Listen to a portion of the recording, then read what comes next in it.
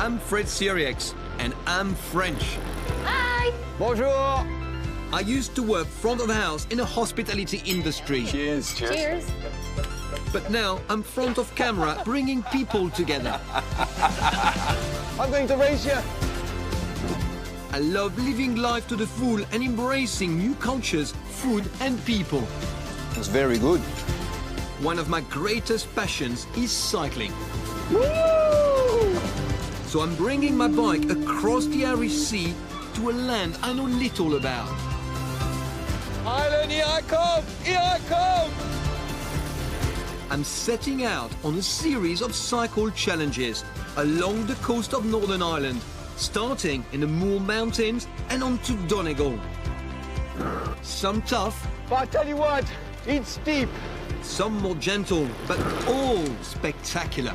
This is so beautiful. Whoa, whoa, whoa, whoa, whoa, whoa, whoa, whoa. It's not just about cycling. This is very eventful here. There's going to be other sorts of challenges along the way. Yes. Hey! You've all heard of the Tour de France. This is insane, insane. This is Tour de Fred.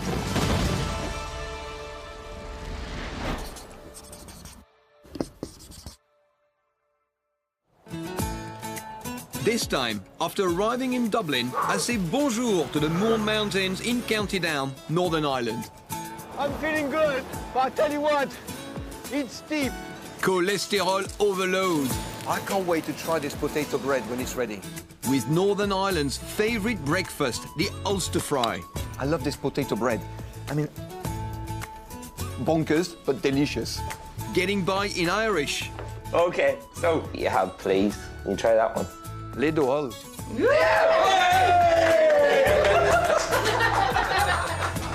And discovering the joys of fresh Irish seafood.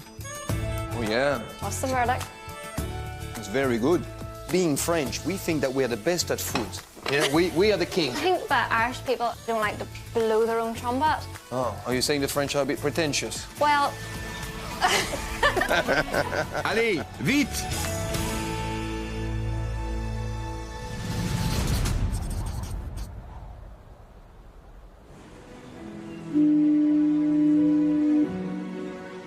It's autumn, and I'm on a ferry from Holyhead in Wales to Dublin, Ireland. Before I jumped on the ferry, somebody told me it's going to be a very nice, gentle crossing. But look at it, look at the sea, and listen to this wind. It's mad. This ferry journey across the Irish Sea takes just 3.5 hours. I'm so excited about this tour of Ireland, because this is going to be a tour with a difference. I'm going to cycle and challenge myself to visit all these places with my bicycle. You know, because when you go slowly like that, you take the time, and I want to take the time to meet the people and to discover Ireland for what it is. You know what I'm looking for is the crack. I love that word, by the way, the crack. It makes me laugh every time I hear it. And if you don't know, the crack roughly translates as good times, or joie de vivre, as we say in France. The ship's bridge is a mighty impressive mission control. Look at the size of this deck. I mean, this is like Star Trek Enterprise, isn't it? So what happened when we arrive in Dublin? Then you have to go off the autopilot and then you have to start driving. In theory, you could go right up the channel on autopilot to the berth, but people think, you know, you're back and forth in the same place. But every day is different, you know, it's really different. But we can see the coast. Yeah, you can see hosts there. Wow, we can see the coast. We can see the coast of Ireland. And Ireland is not the only thing you can see. There are literally thousands of dolphins in the Irish Sea. And Ronan and Linda from the Irish Whale and Dolphin Group regularly hitch a ride on the ferry to do dolphin counts across a stretch of water that can sometimes reveal spectacular sights. Sometimes you can get super pods, and super pods could have 250 or 500. Not often. Because on a whim they could decide they're heading off to Denmark or they're going down to France. And They might want to go on wouldn't they? holiday on Yeah. the tour of Ireland like I am, but they don't have a bicycle. Absolutely. So Are you a couple, the two of you? Oh, No, God, no. No, oh, I thought maybe this is how you met, you know, for your love of dolphin. So I run these, and basically anybody who's a member of the group can volunteer. So Linda volunteered, but this is actually, we only met, this morning? This morning, yeah. How's it going then? Yeah, it's going fine. You get me into horrible trouble here. Sacre bleu! Sometimes it's not first dates. I better get the head down and concentrate on what I'm actually here to do. Check the cycle route for my Irish adventure. Right, I'm just about to dock in Dublin. I can see the docks over there, actually.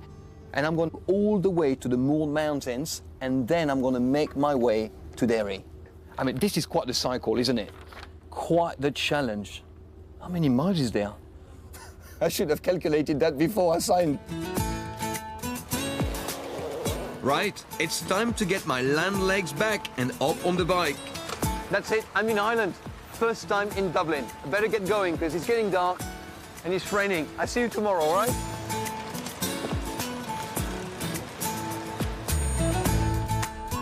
I'm heading north to Newcastle, County Down, Northern Ireland, home of the Moor Mountains, on a route that's likely to push my stamina to the limit.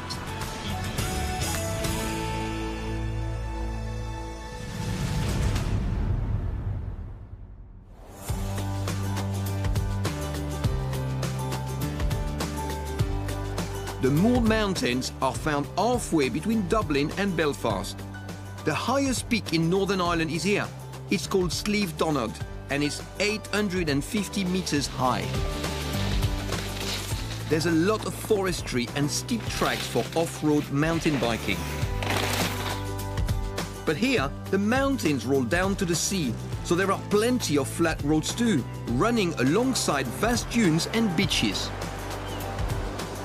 Good morning. How are you? How do I look? Right. I'm off for breakfast. And here in Northern Ireland, I have to try the traditional Ulster fry.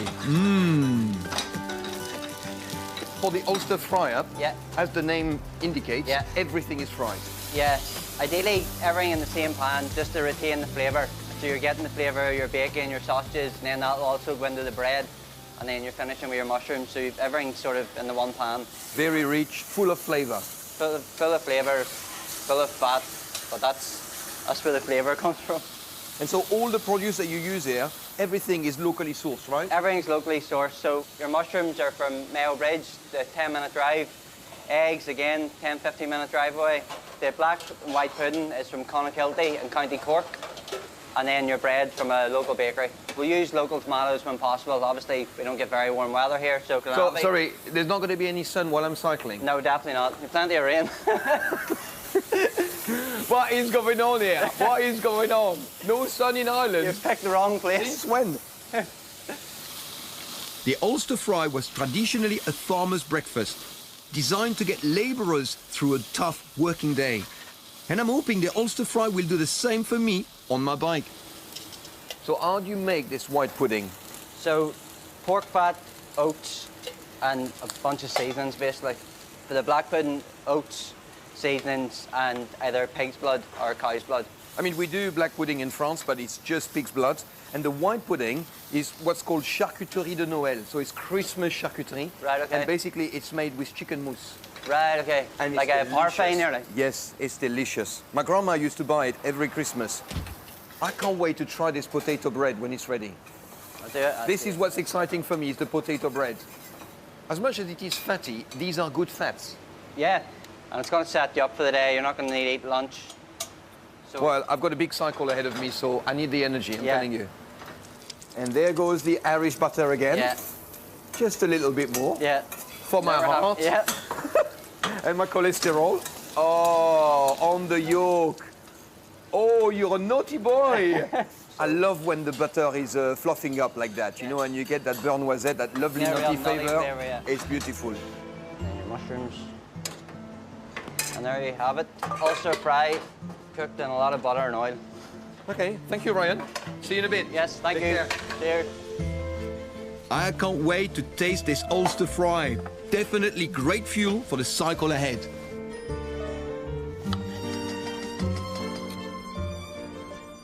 This is very nice, so hearty. I especially love the black pudding. It's so rich. and I'm just about to attack my eggs. I mean, this is really the pièce de résistance of this breakfast. Look at that. The yolk is very runny, and the Irish butter on the top is just bringing all the flavor. Oh. I love this potato bread, but it puzzles me slightly because it's potato, right? Just like roast potato, but it's bread in a breakfast and it's fried. I mean, bonkers, but delicious. Right, time to hit the road. I'm going there, to the Moor Mountains. Wish me luck.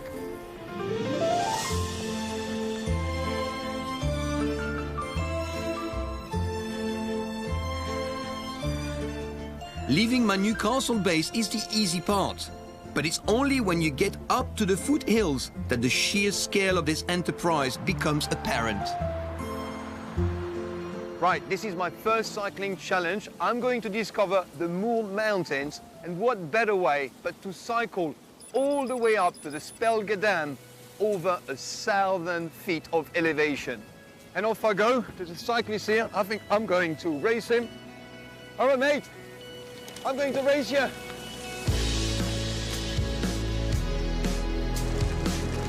See you at the top.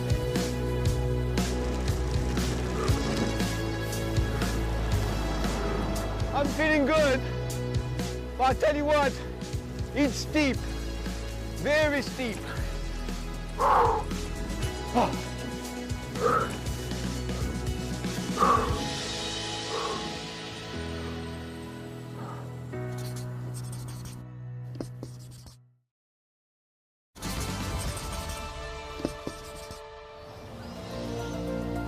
I'm Fred Siriex, and I've travelled to the island of Ireland for a series of cycle challenges. My trusty bike and I are on a mission. Fueled up with an Ulster fry for breakfast, my journey is underway in the Moor Mountains. Look at this. Look how beautiful this is. My first challenge is to reach the Spelga Dam, over 1,000 feet above sea level. Let me tell you this, it's one heck of a climb.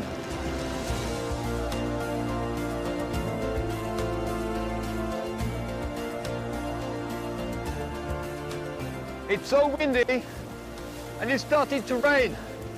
But I tell you what, with a steep hill here, it's warming me up.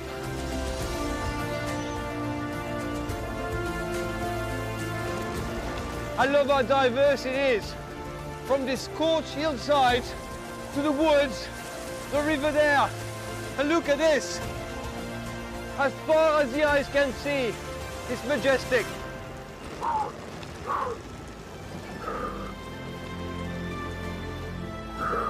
The views from my bike are amazing on this.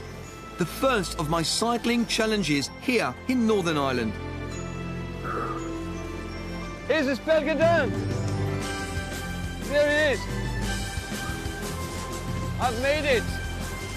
I've made it to the Spelga Dam. Look at this. What a view. Spectacular, isn't it?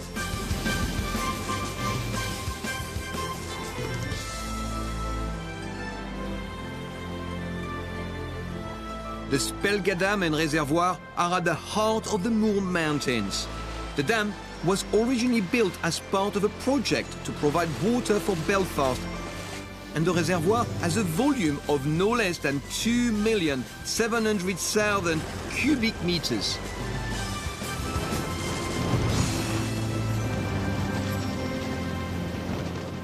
There is an abundance of water here, but after all that cycling, there is one liquid I really need. What can I get you? Cappuccino, please. Cappuccino, no problem at all, yeah. What are you doing up here yourself? Well, I'm looking for a girl for you. Oh, is it first dates, is it? Yeah. Good luck doing that. I've seen a couple walking up there, you know. They're just on their way. Oh, brilliant. Happy days, play, yeah. Alors, I can't help myself. Matchmaking again. Good. Business going good? So far, so good. Hopefully, yeah. The coffee is delicious. Yeah, well, thank you. Brilliant. Before I leave Spelga Dam, there is one local phenomenon I've just got to try. I've been told there's a road in the moors that defies gravity, and although it's going up, it feels like you're going down. You don't need to pedal, so let me try it. river. It's true. It's true. Look at this. What is going on here? I'm going up and still I'm going down. I don't know what kind of witchcraft is going on here, but this is a truly magical road.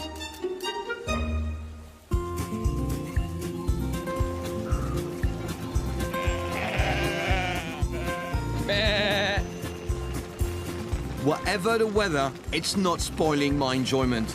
There is so much to see as you cycle along the moors. For me, this is more than just a bike ride. It's a chance to explore the heart and soul of the island of Ireland. It's so exciting.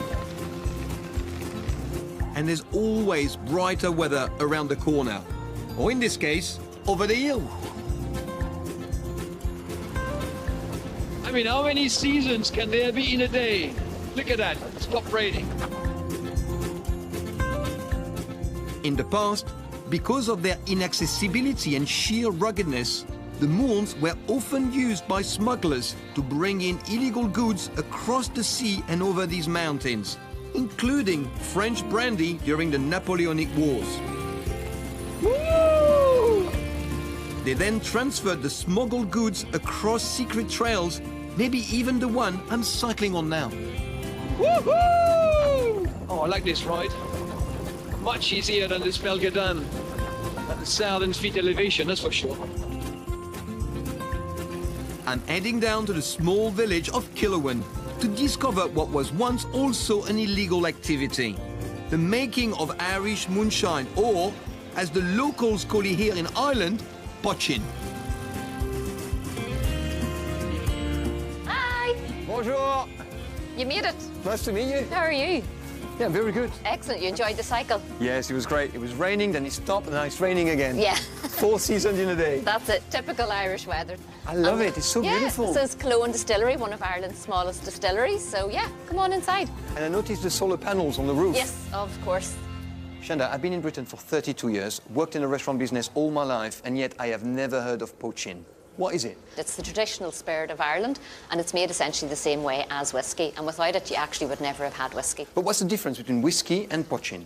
The main difference between whiskey and poaching is that whiskey goes into a cask. Poaching generally never hits a cask. Right, so it's a white spirit. It's a white spirit, yeah. But tell me, poaching was illegal from, I think, 1661, right, to 1997. That's right. What's the story behind that? Why did they do that? So essentially, Irish poaching was extremely popular. It was made by lots of little small farmers, so it was very hard for the government of the time to actually tax it. Thankfully, us Irish don't like to be told we can't do something. Like the French. Yeah, Come and give me a hug. That is good. I like that. Although they're using grain here to make poaching, in the olden days, it was often made with a humble potato, heated over a traditional turf fire. It must have been smelling like poaching everywhere in the countryside, Yes, no? yes. I mean, surely the tax inspector would be able to smell it as well. You'd think so, and what they got very smart about making it. So where they used to make it was on lines between different farms. It's never on one person's piece of land. But also they used to distill a lot when it was really windy and at night. I love the smell. I mean, It's fabulous, it feels isn't like it? you're getting a hug, Yeah. isn't it? It's so Yeah. beautiful. It's lovely, yeah. So poaching's Irish for little pots. So these are our little pots. So they're flame fed, but when it's flame fed, you get that, excuse my pronunciation, that Maillard reaction. I thought you were going to say, excuse my French. Yeah, yeah. What are you going to say? Are you going to say something rude? No, a word in French, but I can't pronounce it. Myriad. Myriad, there we go. What a beautiful word. Isn't it? Yeah. And I can't pronounce it. And if you're wondering, the Maillard reaction is the cooking reaction that makes food brown, nutty or toasty.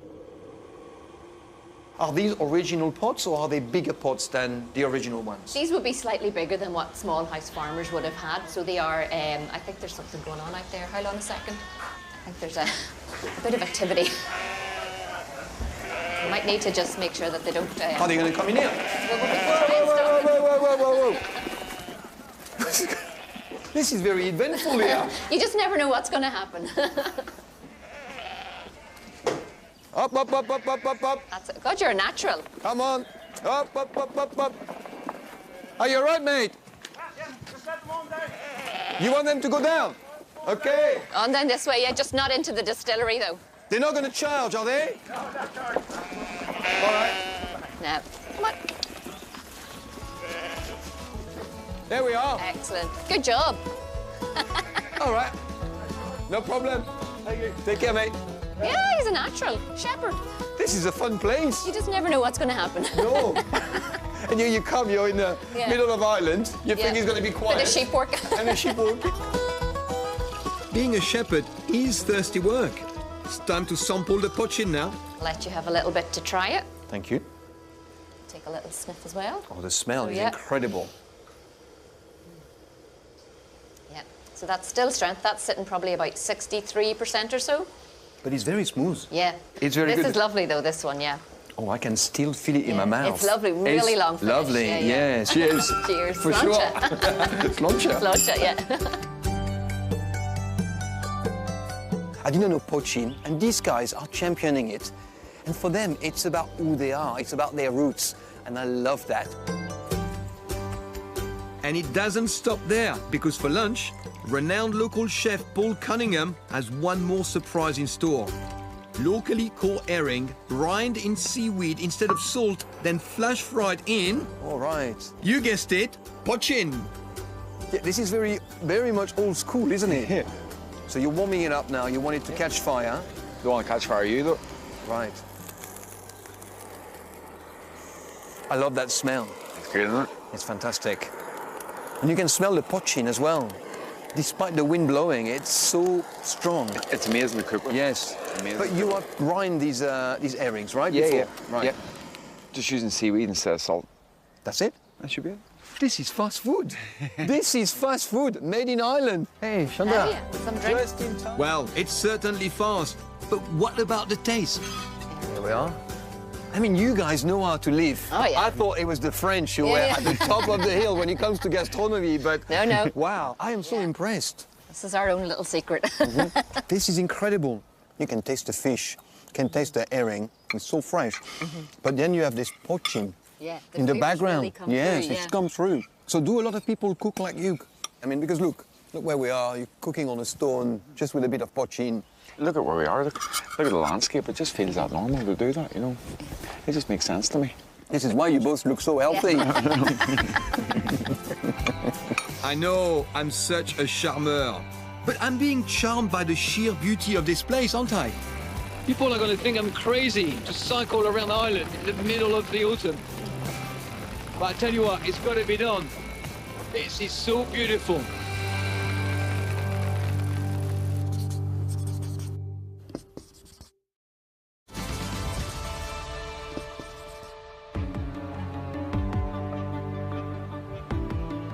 It's day 2 of my cycle challenge across the Moor Mountains in County Down.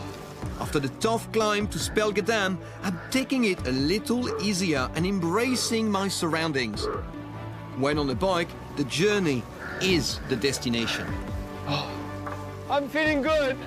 It's so wild, but also you can see like these dry walls.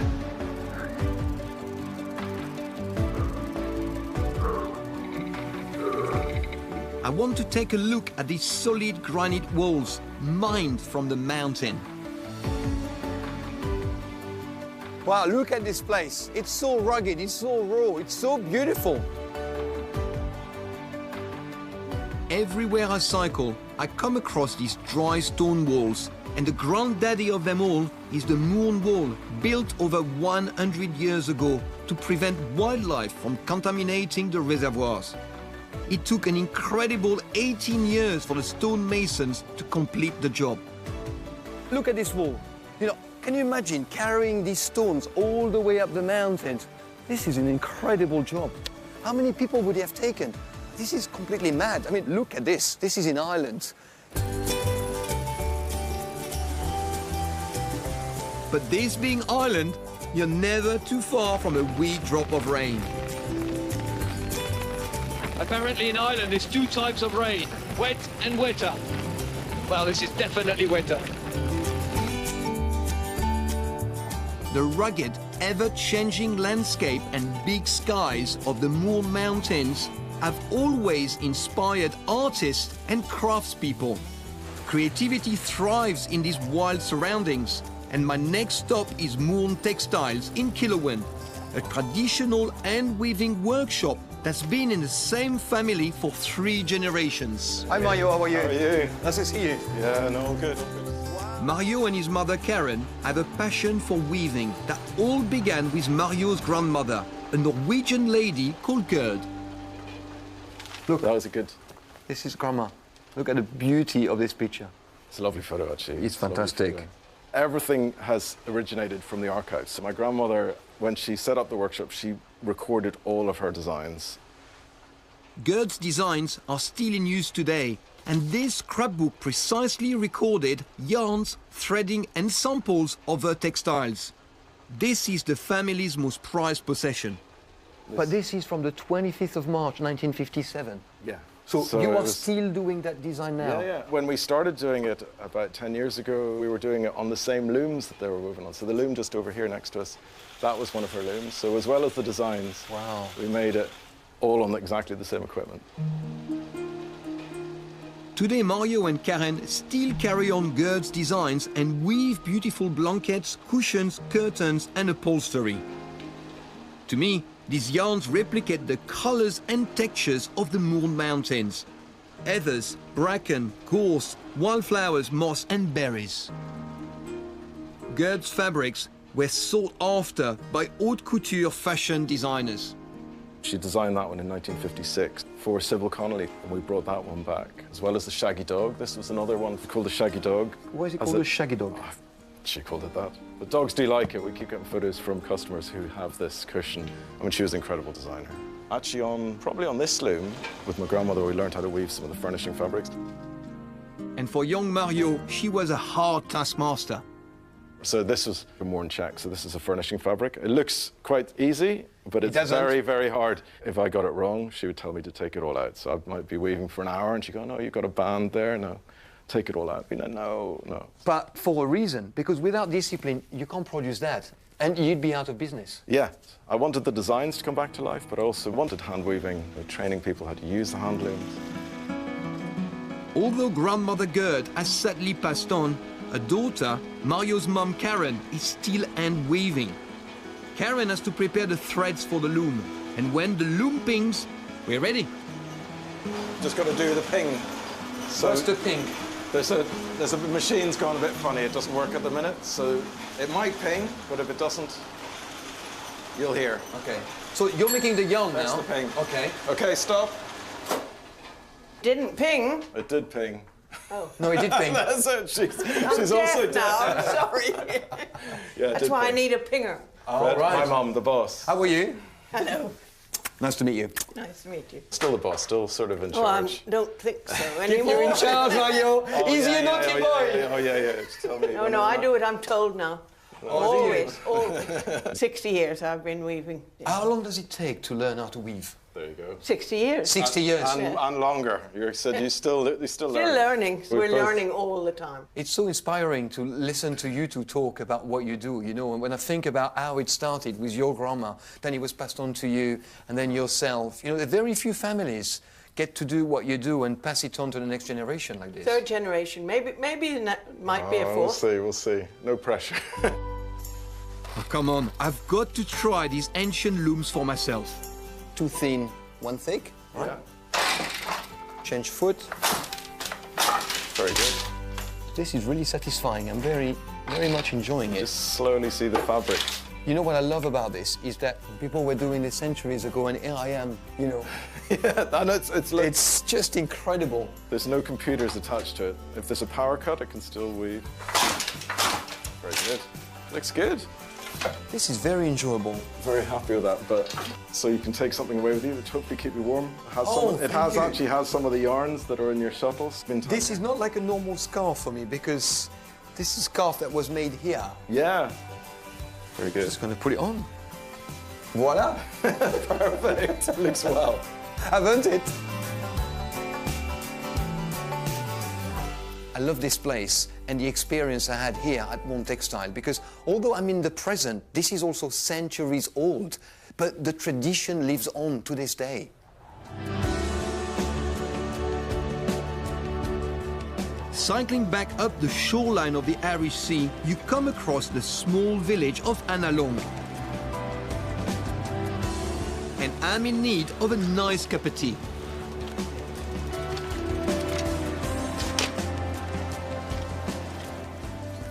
Hi, how are you? Gia Ditch. Sorry? Could you wear a tattoo? You've lost me here. I don't speak Irish at all. Oh, right, okay. Well, we have opened an Irish language cafe for people that are learning the language, people like yourself who are visiting. Right. I mean, I've only been in Ireland for a total of 3 days. In 32 years, I've been in Britain, and I don't know anything about the language, so this is totally new to me, so, yeah. Well, the language is a really old, ancient language, but we are trying to keep it alive and revitalise the language here in and along and across the moor. So when I came in, what did you tell me? I said Gia Ditch, which means hello. Gia Ditch, hello. Gia Ditch, and then you respond? Gia Smeridich. Gia Smeridich. Gia Smeridich. Yeah. Wow. You know, I'm 6% Irish.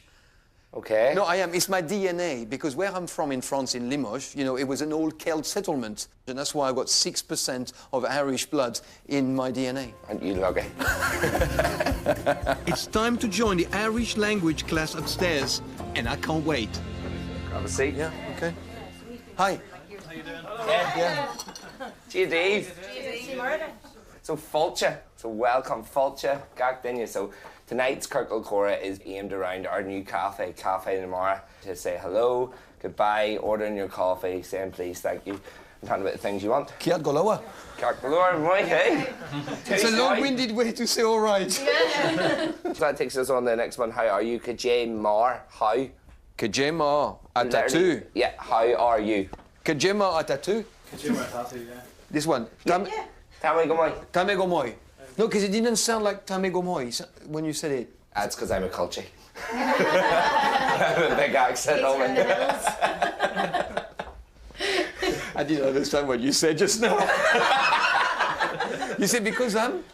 A culture. What is a colchi? So you're in... Lives up in the hills. I live in the hills, in the mountain. A colchi, somebody who lives in the hills? Yeah. So if you live in the hills, you're a colchi, and if you live on the coast? No, you could be a culture from the coast. Yeah. You're kind of like a farmer person. Culture. Call them culture. So it's a type of person, it's not just where you live. Sorry, it's just a slang I mean, term. it would be, in English, would say I'm a peasant, or... No. No? Thank you very much. No? I wear my culture badge very proudly. No, but I'm not saying you shouldn't be proud, I'm just trying to understand what it So means. basically, I'm not a townie. Yes. Like from the countryside. Okay. Okay, so we'll move on. Underneath it you have please. Can you try that one? Les Dohol. You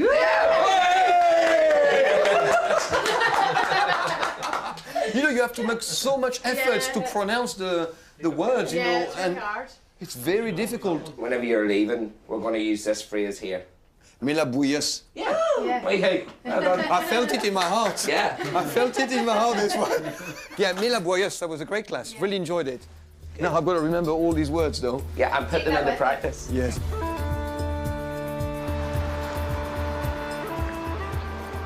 And where better to put them into practice than the local pub?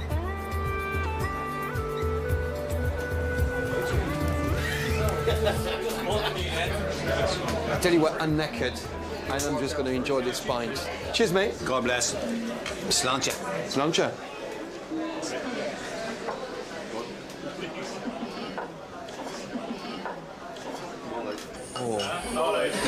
This is nice. You needed that. Yeah, it's been a long day. Cycling all over. Cycling? Yeah, learning about Irish language. Okay, dokie. Yeah, now I can say Gia Ditch. Oh, Gia's Meredith. I hear there's going to be some dancing later on here. Yeah. Play some music. We're going to play some music and you'll be doing some dancing. Oh, jeez. My dancing days are over. I don't believe that for 1 second. Depends on how many pints I have. How many have you had? 3 or 4. 3 or 4? Oh, wow, you can have 3 or 4. I mean, I think if I have 2, that's it. I'm just going to start dancing. But you wouldn't get the figure that I have. You wouldn't get You could be on Strictly. You have to get the right one. Yeah. Strictly what? Drinking?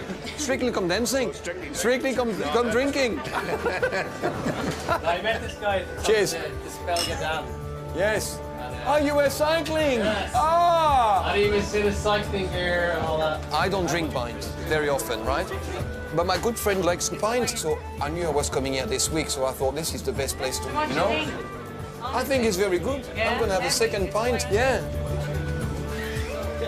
And after 2 pints and a long day cycling in the mountains, I'm going to sleep very well tonight. Let me tell you that.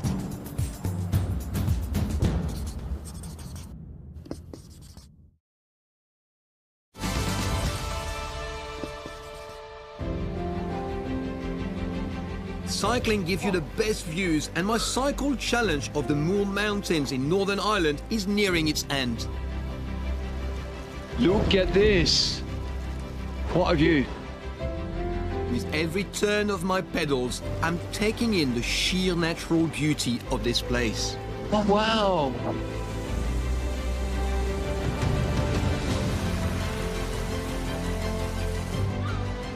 I've been told there's a famous song here which goes, "Where the mountains of Mourne sweep down to the sea."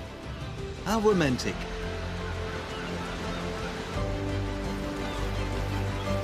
Dear Ditch, how you doing? And that's where I'm heading now. To the fishing village of Kilkill, and one of the most abundant seaweed beaches in the area. Bonjour. Very good. The Wilson family have been foraging here for generations. How often do you come and collect seaweed? Do you do that every day? So probably twice a week. Okay. We would be harvesting, so we wild harvest. We have kelp rights on this shore. How long have you had these rights for?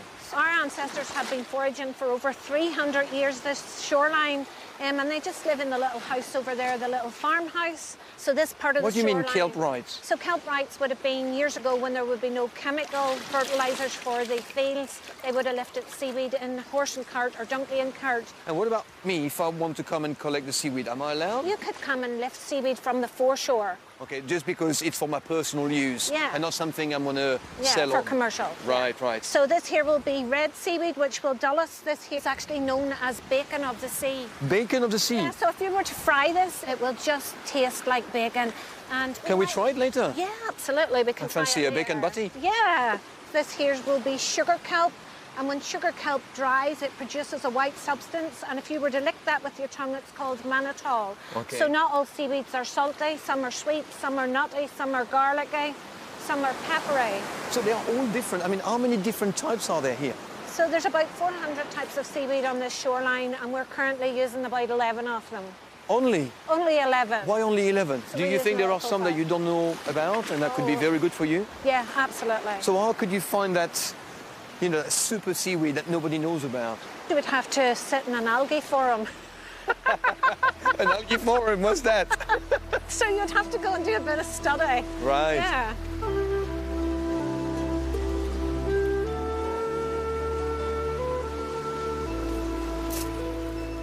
Why you throw them away? For collection later. It's a common area. Look at your daughters, they're like the mermaids of the sea. I know, they're wonderful. Have you collected enough? Yes, I think we have loads. So what Jenna has here is called tooth-edge rack or Fucus serratus. So this seaweed's really, really good for the skin. Okay. What we do with this is we macerate it in some oils and then we use it as a joint rub or facial serum. Oh, this is why you got such nice skins. I've noticed it. And it's so healthy for you to come and harvest this seaweed on the beach here. This I mean, is it's the good just- life. What an office. What an office. We take these and we rub them on our skin and exfoliate them. Oh. So if you've got like hard elbows or knees, you can rub that on your skin in the bath. Really? I'm going to be a new man when I You'll come out like a little baby. You'll be like a tiny newborn baby. I see you've got the dry robes. Are you planning to go into the sea? Of course. And you want me to go with you? Oh, that would be great. we would love it. Yeah. All right, I can't say no, can I? All right, let me take this off.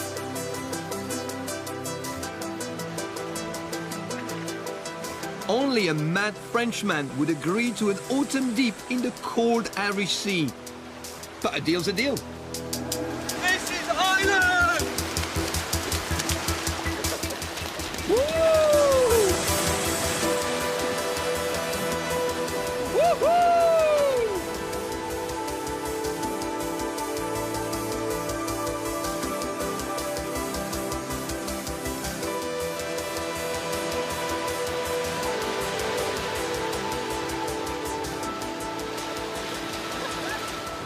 That was so good. The cold water, it makes you feel so alive. I love it. I love it.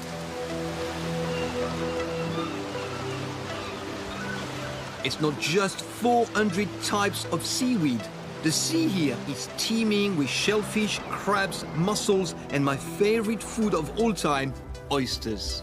Well, it's warmer than in the sea, isn't it? Oh yeah, much warmer than in the sea. It's great to get a bit of heat. What we usually do in there is put a little bit of lemon on To show off all the different uses for seaweed, the Wilson family have set up a cooking station in one of the old buildings by the harbour. And I've been invited to supper with my new sea swimming friends.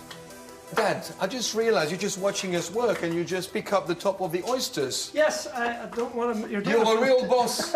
You're a fantastic job here. You got your two daughters slaving in the kitchen, Yeah. me. Your wife is having wine over there. That's right. And you're just bossing everybody around. Is it always like that, girls? This is normal life. So what is this place here? What did this used to be? I mean, this looks very ancient, and are these This here used to be original walls? An old lifeboat station. So this is when you normally receive people and Yep. you go and collect the seaweed? Michelle and bring them- usually does all the collecting the seaweed. She doesn't allow me to do that part. Why not? Because she says I collect all the wrong stuff. I love the way you're cooking all together like this. Yeah. You've got all these great products. You're just cooking on the hook like that because it's very simple. Yeah. You add all the seaweeds, the different seaweeds for the different flavors. Yeah. That's really interesting because that takes the dishes, you know, and the flavors in a completely different direction. Yeah. It's very unexpected. Oh, this is so good. Yeah, but I think it's missing something. What's missing? So you need some scudani in it. Try a wee bit of that. Okay. I like the name. Scudani. Sounds like a song. It's fun to say. Hey. Yeah, this is good.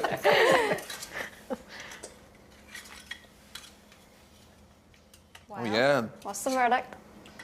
It's very good. Good. You Finished. know, I've had some really lovely food here in Ireland. But what's quite interesting for me is being French, we think that we're the best at food. Yeah, we are the kings. Yeah, nobody does it better than us. And yet, I've had some incredible meals here. Well, I'm glad to hear Beautiful that. produce. Everything is super fresh. Yeah. And it's just coming from there, just from the sea or from the land. It's just extraordinary, really. So why hasn't it travelled? I think that Irish people are quite humble and they maybe don't like to blow their own trumpet. And I think that's part of the reason why it's not maybe as well known. Oh, are you saying the French are a bit pretentious? Well, they were your words. He's sweating, your dad. Look at it. Keep going with the wine, Mom. Keep going with the wine. You keep drinking.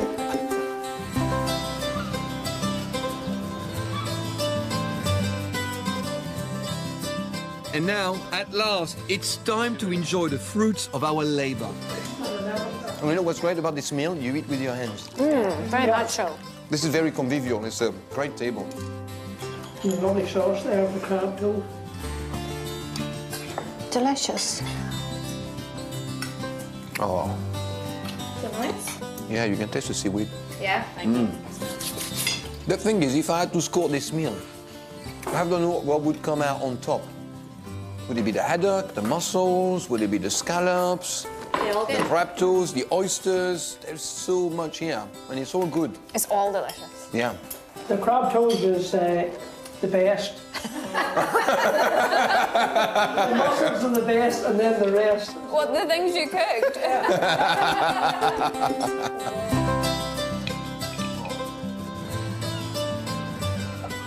But the lifestyle that you have, guys, here is quite incredible.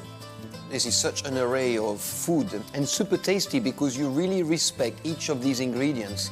And the seaweeds, I think, is playing a big part there.